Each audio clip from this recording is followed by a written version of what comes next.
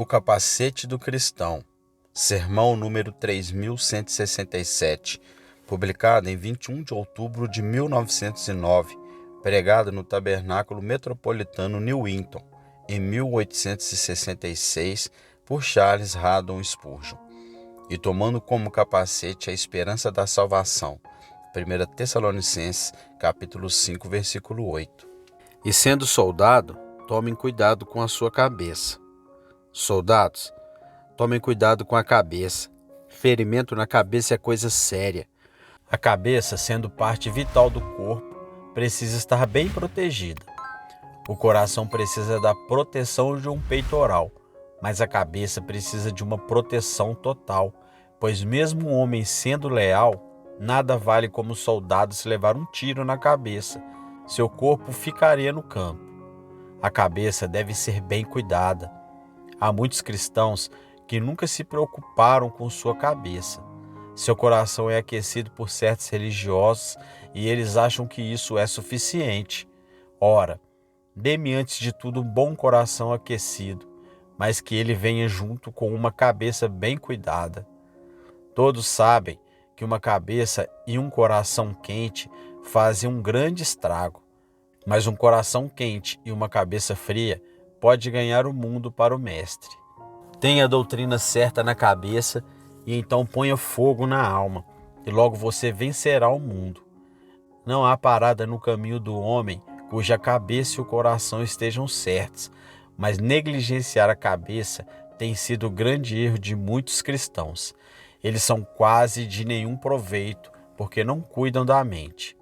Eles estão a caminho do céu, mas sem muitas vitórias pelo caminho, pois sua mente está desativada. Eles não conseguem entender claramente as doutrinas, não são capazes de dar a razão da esperança que há neles. Eles, na verdade, não se preocuparam muito com o capacete que lhes cobre a cabeça. O texto faz referência à cabeça porque fala de um capacete, e um capacete não pode ser usado em outro lugar senão na cabeça. Entre outras razões pelas quais devemos preservá-lo no dia a dia da batalha, estão estas. A cabeça é particularmente suscetível às tentações de Satanás, de si mesmas e do sucesso. Não é fácil, vocês sabem, ficar em um lugar muito alto sem que a cabeça comece a girar. E se Deus toma um homem e coloca-o em uma posição elevada para ser útil, esse homem deve cuidar da sua cabeça. Se um irmão é um possuidor de uma riqueza considerável, há nele um grande perigo, a menos que ele seja tão rico da graça divina quanto é de dinheiro. Se um homem tem boa reputação, mas todos falam bem dele, mesmo que sua fama não seja tão grande, ele também precisará ter a cabeça bem protegida, pois um pequeno elogio, ainda que venha de tolos, talvez seja demasiado para outro tolo. Se um homem pode resistir a um elogio, pode resistir a qualquer coisa. Talvez a tentação mais difícil a que um cristão tenha de resistir seja aquela vinda de seus bons, mas imprudentes amigos, os quais, quando podem, deixam-no todo embevecido, dizendo-lhe o quanto ele é formidável. Se os seus amigos não o elogiarem, provavelmente o amigo que há dentro de você o fará. E caso ele não faça, o diabo o fará. Certa vez, um amigo disse a John Bunyan depois de uma pregação: "Que magnífico sermão o Senhor nos deu esta manhã, Sr. Bunyan." "Você está atrasado", respondeu Bunyan. "O diabo me disse isso antes de eu sair do púlpito." "Sim, com certeza disse." Daí a necessidade de ter um capacete para colocar na cabeça quando você for bem-sucedido, quando subir na vida, quando os amigos falarem bem de você. Talvez você não fique tão inebriado. Tenha um bom capacete, um capacete frio, para colocar na cabeça quando ela começar a esquentar com os elogios, para que você fique firme e não seja abalado pela vaidade. Vaidade, vaidade, vaidade! Quantos você destruiu? Quantos que pareciam na iminência de ver a grandeza de Deus tropeçaram nessa pedra de tropeço? Homens que pareciam prestes a entrar no céu, mas um pouquinho de glória, um elogio mais bonito, um dom excelente e eles saíram do caminho e fracassaram. Cuidado com a cabeça, irmãos e irmãs. E a cabeça não é também suscetível aos ataques do ceticismo?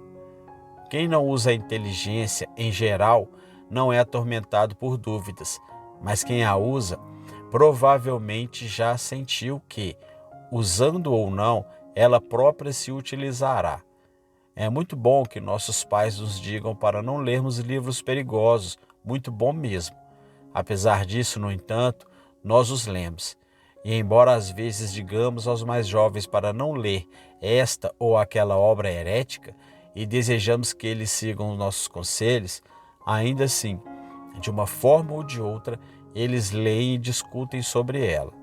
Irmãos e irmãs, creio que em tempos como estes, quando há tanta liberdade e as discussões são tão comuns, não é de estranhar que os mais novos vejam coisas que não deveriam, as quais irão colocar sua cabeça em perigo, pois as balas do ceticismo ameaçam atravessá-la. Bem, o que fazer então? Como não podemos tirar os cristãos do caminho das balas, precisamos dar-lhes um capacete que os preserve deles mesmos. Quem tem a esperança da salvação, a boa esperança de ser salvo, a esperança de um dia ver com alegria a face de Cristo, não tem medo das falácias do ceticismo. Eles podem até ouvi-las e por algum tempo ficar abalados, mas, como um soldado que sofreu um choque repentino ou mesmo um ferimento, depois de algum tempo eles se recuperam e sentem-se fortes o bastante para voltar ao combate. E assim podem dizer que tudo o que os homens inventam assalta em minha fé com vil traição. Direi que vaidade e mentira se chamam e atarei o evangelho ao meu coração. Tem sido muito bem observado que nem sempre um homem continua um bom democrata após juntar um pouco de dinheiro no banco. Bem, acho muito provável que quando alguém passa a ter participação nos negócios de seu país, começa a ser, no mínimo, conservador. Quando alguém entra para o meio cristão e tem certeza da sua salvação em Jesus Cristo, passa a ser muito conservador a respeito da antiga verdade de Deus. Ele não consegue deixar só a Bíblia de lado, pois ela é para ele uma terra repleta de riquezas. Ele não abandona a Cristo, pois ele é seu Salvador, a sua salvação. Ele não desiste de uma simples promessa, pois ela é cara demais à sua própria alma. O capacete da salvação, então, preservará sua cabeça em tempos de ceticismo. A cabeça está, novamente, em grande perigo com os ataques da nossa falta de fé. Quem dentre nós já não duvidou de seu próprio interesse por Cristo? Felizes são aqueles que estão livres desses problemas. Contudo, para alguns de nós, há épocas em que olhamos para a Escritura da nossa casa e receamos que ela não seja verdadeira. Há época em que, se pudéssemos, daríamos o mundo para saber que somos de Cristo, pois às vezes não conseguimos ler claramente a Escritura da nossa mansão celestial. Bem, amados, esse é um grande perigo para a nossa cabeça. Mas aquele que tem o capacete de uma esperança certa, sólida, divina da salvação, que recebeu do Espírito Santo de Deus um capacete com o que logo vou descrever, quando chegam tais dúvidas e receios, os quais podem momentaneamente deixá-lo angustiado, reconhece o cheiro de pólvora e não se intimida. Em meio a todas as acusações de Satanás, ou a ressurreição de pecados antigos, ou as ameaças da carne e do mundo, ele permanece calmo e inabalável, pois usa como capacete a esperança da salvação. Esse ainda não são todos os perigos a que a cabeça está exposta. Algumas pessoas são atacadas pelas ameaças do mundo. O mundo baixa a espada de duas mãos com um tremendo golpe sobre a cabeça de muitos cristãos. Você perderá tudo por amor de Cristo se for tão fanático. Se for tão tolo, ficará pobre. Seus filhos não terão pão, sua esposa ficará pior que uma viúva. Só que, diz o cristão, eu tenho a esperança da salvação. E o golpe, quando vem, não atravessa sua cabeça, mas atinge o capacete, e a espada do mundo perde o fio. Posso me dar o luxo de ser pobre, foi o que o Dr. Gil disse quando um de seus subscritores ameaçou desistir de seu assento e deixar a igreja se o doutor pregasse sobre determinada doutrina. E é assim que o cristão deve dizer: posso me dar o luxo de ser pobre, posso me dar ao luxo de ser desprezado. Tenho no céu algo melhor e mais duradouro. Por isso, pelo uso desse bendito capacete, ele não é destruído pelas ameaças do mundo. Queremos também que nossos jovens usem esse capacete por causa dos enganos da consumação do século. Os enganos da consumação do século são muitos. Não temos de lidar somente com o ceticismo, mas também com as falsas crenças. Os jovens são tentados de um lado e tentados de outro. Este e aquele são exaltados. Ei-lo aqui, ou lá está, e muitos serão iludidos por não serem do povo de Deus. Se possível, eles enganariam os próprios eleitos, mas os eleitos não serão enganados, porque sua cabeça não é vulnerável a tais enganos, pois eles têm a esperança da salvação e não temem os ites e ismos deste mundo. A pessoa sabe que é salva. Uma vez que você conhece a Cristo pessoalmente e sabe que Ele o amou e deu a si mesmo por você, alegre-se, pois você já foi perdoado e justificado por intermédio dele. O mundo irá considerá-lo estúpido e obstinado, mas você permanecerá firme e será capaz de resistir a todo sarcasmo e zombaria. Aquele que tem o seu refúgio em Cristo está seguro, quaisquer que sejam os enganos que invadam a terra. Dizem que a Igreja de Deus está em grande perigo e que o papado irá se espalhar por todos os lugares. Creio que irá mesmo, mas sobre a Igreja de Deus, não mesmo. A Igreja de Deus jamais poderia estar em perigo, pois todo aquele que tem a vida de Deus dentro de si estaria pronto a morrer amanhã mesmo pela verdade, como nossos pais estiveram nos tempos de Maria. Tenham certeza de que haveria homens e mulheres dispostos a enfrentar a fogueira, se fosse preciso, e nossas prisões não ficariam sem prisioneiros com a mente de Cristo, se fosse necessário defender a verdade por meio de sofrimentos, mesmo que fosse até a morte. Há perigo sim, um grande perigo. Nunca houve tanto perigo de o papado moderno se espalhar por todos os lugares como há agora. Mas não há perigo para aquele que está com o seu capacete, não mesmo. Que as flechas chovam como granizo e que os inimigos tenham todo o poder político e todo o prestígio de antigamente. Um pequeno grupo de cristãos sinceros resistirá à impetuosidade do ataque e abrirá caminho para a glória e para a vitória no meio de hostes inteiras, pois sua cabeça está protegida pelo capacete celestial da esperança e da salvação. Soldados, tenham, pois, cuidado com a cabeça. Nada mais direi sobre isso.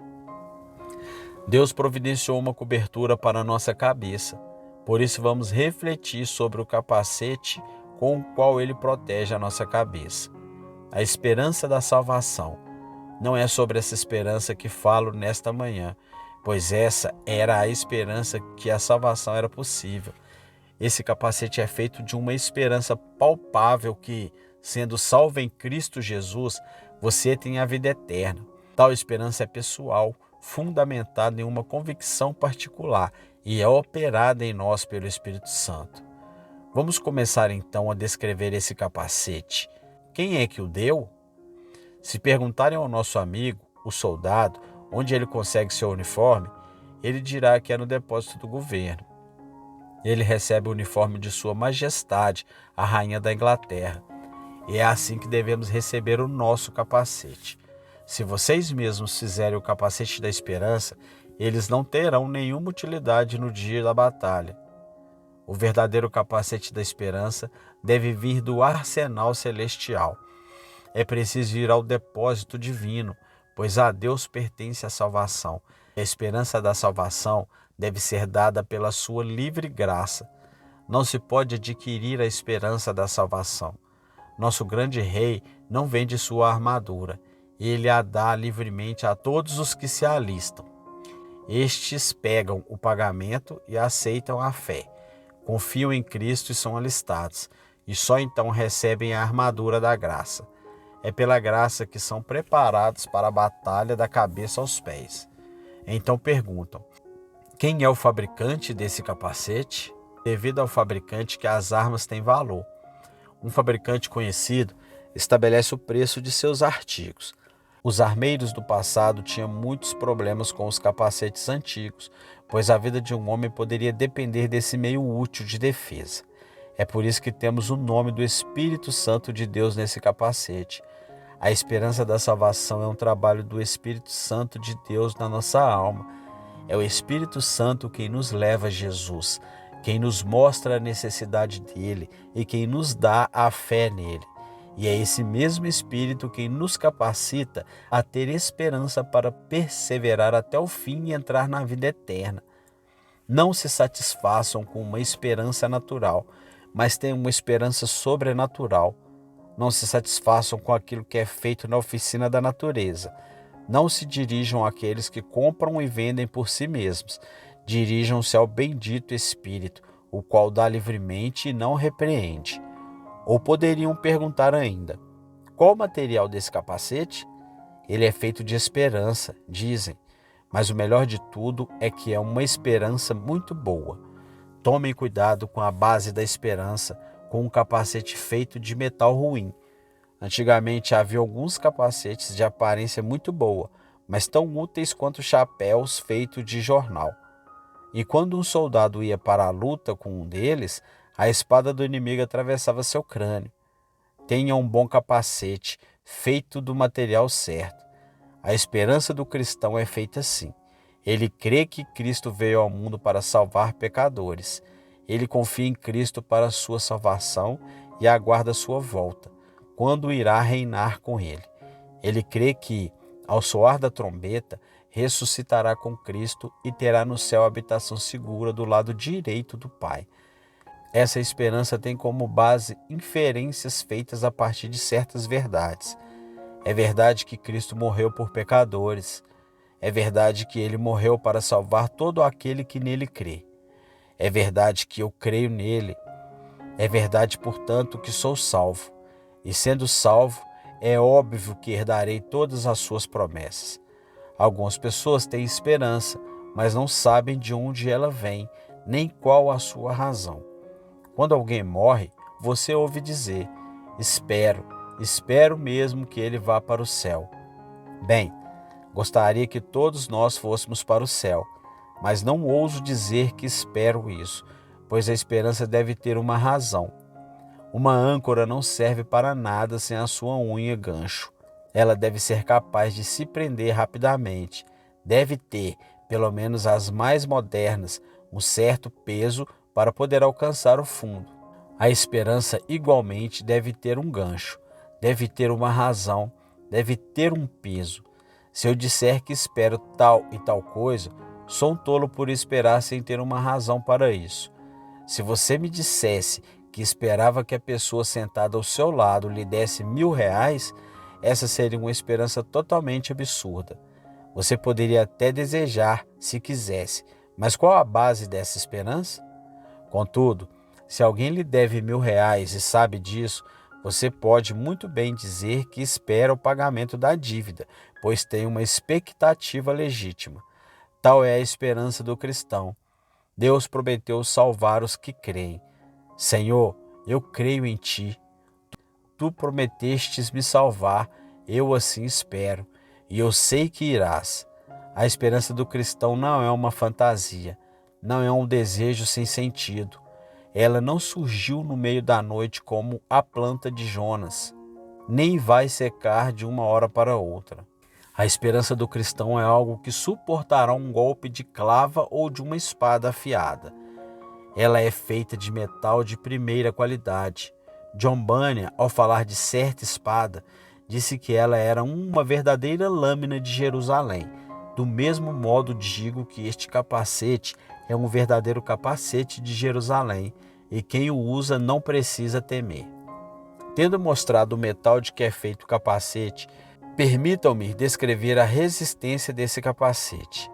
Ele é tão resistente que quem o usa torna-se invulnerável a todo tipo de agressão. A pessoa pode ficar abalada pelo golpe, mas não pode ser ferida por ele. Lembre-se das palavras de Davi.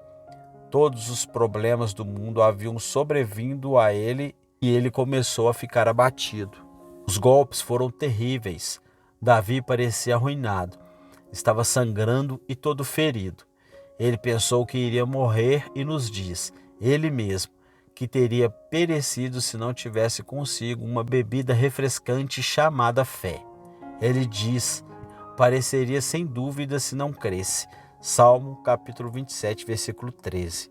Contudo, justamente quando todos pensavam que ele iria perecer, que iria morrer, o antigo herói matador de Golias subitamente faz todos os inimigos fugirem quando clama: Por que estás abatida, ó minha alma?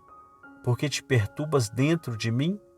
Espera em Deus e desfere golpes à direita e à esquerda como deveria, pois ainda o louvarei. A Ele, meu auxílio e Deus meu. Cristão, espera em Deus. Esperança, ó palavra bendita. Sabem como os neozelandeses chamam a esperança?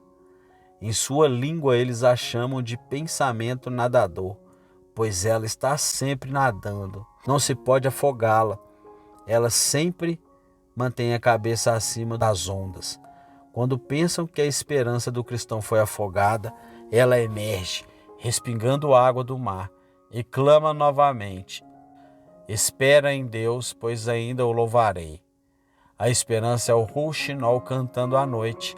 A fé é a cotovia subindo ao céu, mas a esperança é o rouxinol alegrando o vale na escuridão. Ó cristão, seja grato por ter um capacete tão forte como esse, o qual pode suportar todos os golpes e mantê-lo a salvo no meio da batalha. Esta esperança da salvação é um capacete que não sai da sua cabeça. É de extrema importância. Vocês sabem, ter um capacete que não seja arrancado no primeiro momento da luta. Essa é a razão pela qual os nossos policiais vestem roupas diferentes das que costumavam usar, pois o chapéu usado era arrancado logo no primeiro combate. E o mesmo acontecerá com o capacete de algumas pessoas, se a esperança delas for comum. O cristão, porém, usa um capacete que não pode ser tirado. Havia outrora um bom soldado de Cristo. Acontece, porém, que esse soldado era uma mulher, e algumas mulheres são os melhores soldados de Cristo. São verdadeiras amazonas. Essa boa mulher fora muito atacada por um cético, e quando ficou muito confusa com algumas das perguntas capciosas feitas por ele, ela se virou e disse: Não posso responder-lhe, Senhor, nem o Senhor a mim, pois no meu íntimo sinto algo que o Senhor não pode compreender, mas que não me deixa desistir do conhecimento de Cristo nem por todo o dinheiro deste mundo. Vejam, ele não conseguiu tirar-lhe o capacete, e nem o próprio diabo consegue arrancar o capacete do cristão quando ele está bem afivelado. O mundo não pode nem dar nem tirar a esperança de um cristão. Ela vem de Deus e ele jamais irá retirá-la, pois ele não se arrepende dos seus dons e do seu chamado. Uma vez colocado o capacete, ele jamais o removerá, mas devemos esperar e esperar, sempre, até vermos a sua face afinal. Gostaria de passar em revista de regime, como às vezes fazem os oficiais em comando, para dar uma olhada em nossos soldados. O capacete do qual falamos fazia parte daquelas antigas armaduras, e naquela época, os tenentes e outros oficiais, quando passavam em revista o regimento, costumavam ver não só se os homens estavam usando o capacete, mas também se eles o tinham lubrificado, deixando-o reluzente e mantendo os encaixes, fivelas, etc., em boas condições de uso. Não podiam haver ferrugem, e segundo dizem, quando os soldados saíam em marcha com seus capacetes de bronze e plumas brancas, eles brilhavam ainda mais sob o sol. Davi falou sobre untar o escudo. Ele estava falando de um escudo de bronze que precisava ser untado com óleo. Ora, quando Deus unge a esperança do seu povo, Quando lhes dá o óleo da alegria, a sua esperança começa a reluzir sobre a luz da face do Senhor. E que companhia distinta eles formam! Satanás treme ante o brilho de suas espadas. Ele não suporta olhar para os seus capacetes. Contudo, alguns não têm uma esperança muito nítida. Eles não a mantêm reluzentes.